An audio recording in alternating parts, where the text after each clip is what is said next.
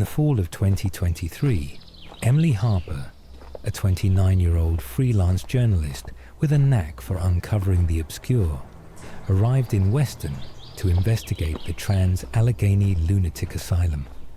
The asylum, shuttered since 1994, had a grim history: overcrowding, lobotomies, and deaths shrouded in mystery. Emily wasn't a believer in ghosts, but she was drawn to the human stories behind the legends. She'd secured permission from the current owners for an overnight stay, armed with a recorder, a flashlight, and a notebook. The air was crisp as she approached the hulking Kirkbride-style building, its stone facade glowing faintly under a gibbous moon. The caretaker, a wiry man named Dale with sunken eyes, handed her the keys. "Stick to the main wards," he warned, his voice gravelly. "Some places, they don't like visitors." Emily nodded, brushing off the unease creeping up her spine. Inside, the asylum smelled of mildew and dust, the kind of damp rot that clings to your clothes. Her boots echoed on the chipped tile floors as she passed rusted gurneys and peeling paint curling like dead skin. She started in the Civil War wing, where soldiers turned patients had once been confined. The silence was oppressive, broken only by the occasional groan of the building settling, or so she told herself. By midnight, Emily had recorded ambient sounds and scribbled notes about the eerie stillness. She decided to explore the third floor of the East Wing, where the most violent patients had been housed. The stairwell was narrow, the wooden steps creaking under her weight. At the top, a long hallway stretched into shadow, lined with numbered doors. Most were ajar, revealing empty rooms with graffiti-smeared walls. But room 13 was different. Its door was shut tight, the paint around the frame oddly pristine, as if untouched by time. Curiosity tugged at her. She twisted the knob, locked. Odd, since Dale hadn't mentioned locked rooms. She pressed her ear to the door and froze. A faint tapping came from the other side, rhythmic and deliberate, like fingernails on glass. She stepped back, heart thudding, and checked her recorder. It was on, capturing everything. "Hello," she called, her voice swallowed by the hall's stillness. The tapping stopped, rationalizing it as pipes or wind. Emily pulled out her phone to take a photo of the door.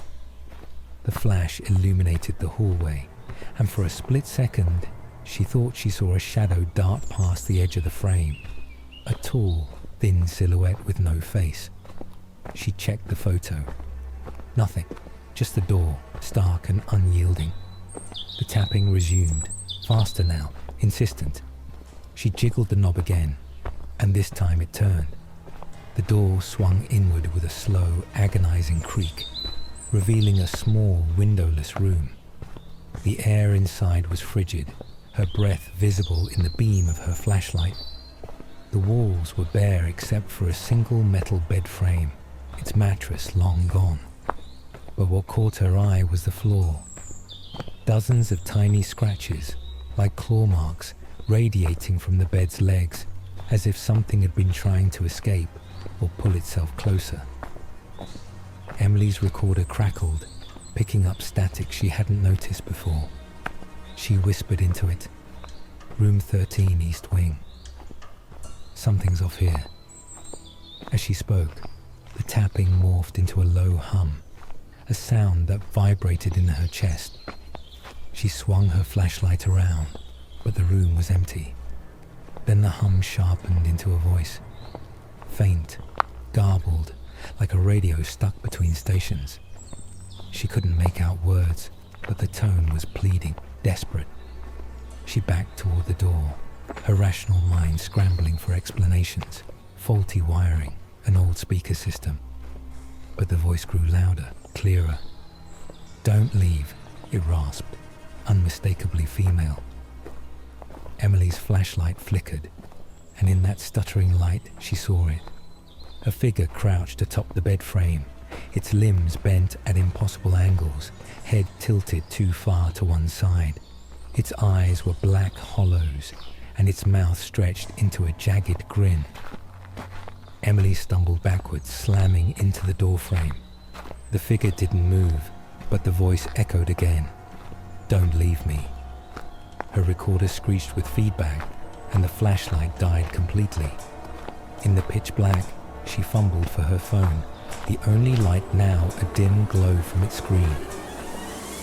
The figure was gone when she looked again, but the air buzzed with energy, thick and suffocating. She ran, down the hall, down the stairs, her footsteps pounding in time with her heartbeat. The asylum seemed to twist around her. Doors she hadn't noticed before stood open.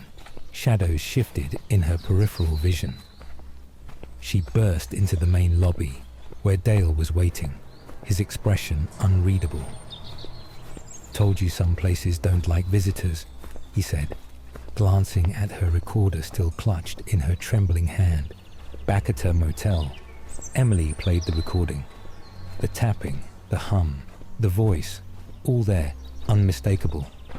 But at the end, after her own panicked breathing as she fled, a new sound emerged, a soft, rhythmic scratching, like nails dragging across metal, growing louder until the file cut off.